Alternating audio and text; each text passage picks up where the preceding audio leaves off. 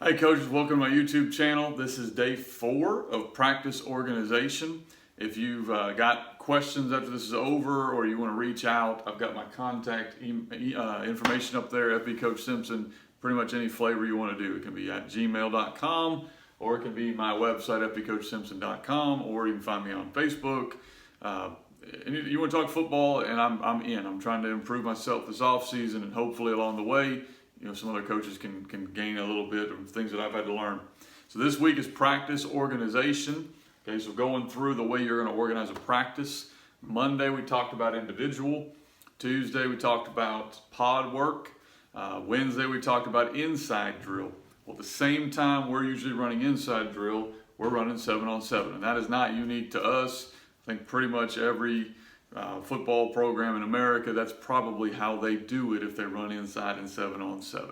It's usually the same time. So these are what we're going to try to do in a normal week. We're going to try to get 2 days worth of 7-on-7.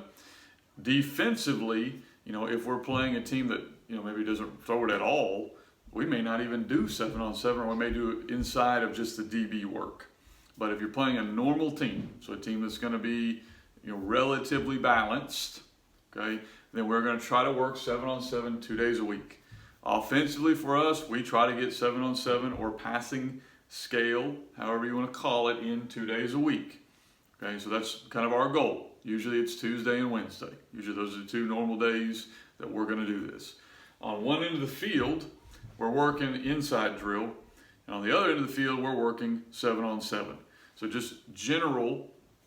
When offense is on priority, if you've got kids going both ways, okay, then your defensive look may not be great depending on how much depth you have. If you're doing inside drill and you're doing priority for the defense, you may be scraping to try to find something to give you a look. I understand we're all in different scenarios, but you want to try to get as good on good as possible for the look. And you want to keep it relatively short. So usually that's about a 10-minute period. And then if we have to flip it over for defense, it may be 20 total. So you're trying to work this to get everybody reps where they need to go. The way we organize it on the offensive side of the ball is we're going to give 2 different looks in 7-on-7. We're going to give the expected look. Okay, so we think, all right, this team is shown they're cover 2 or they're cover 3 or they're whatever they are. This is the expected look. Okay, so if we get this look, here's what we kind of have built heavily into the game plan. While we're doing the expected look with 7-on-7, we're doing what we call the other look during inside period. So if that's what's going on, the expected look, we want our quarterback to be a part of the expected look there. And usually he's going to figure out a way to get there on both days we're doing 7-on-7. But he's heavily going to be there. We're doing the look we expect, okay? Our wingback, running back, and Y, that becomes the challenge. Just like on defense, linebackers kind of become the challenge of where they go. So we try to make sure they get 1 day of each, depending on how much we're going to use them. Our running backs and Ys, depending on what type of player that is, may be more heavily involved in 7-on-7, or they may be more heavily involved in the inside game. So we try to correlate that with how much we're going to throw the ball to them or use them in the running game.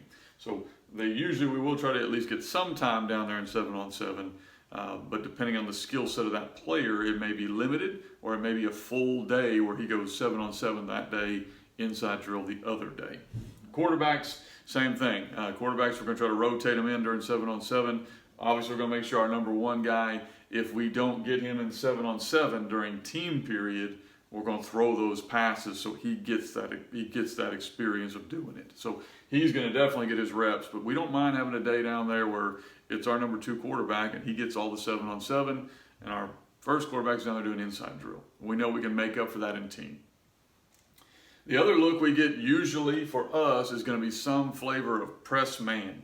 Now, if we expect that look, then the unexpected might be something different. But if we are going to prepare against man press every week in individual and in 7-on-7, because that's the one thing that really can alter your game plan. If you see a team that you're not expecting to be man press and then boom, there they are, well, you better have some answers built in. So we want to make sure that at least once a week we're working against this so that we can kind of work, well, here's our answers if we get this, and we'll roll through the different things that we like that week. But that's basically how we work our 7-on-7 period.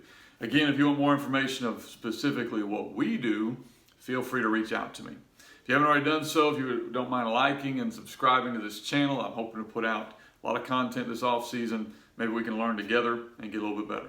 Thank you for your time.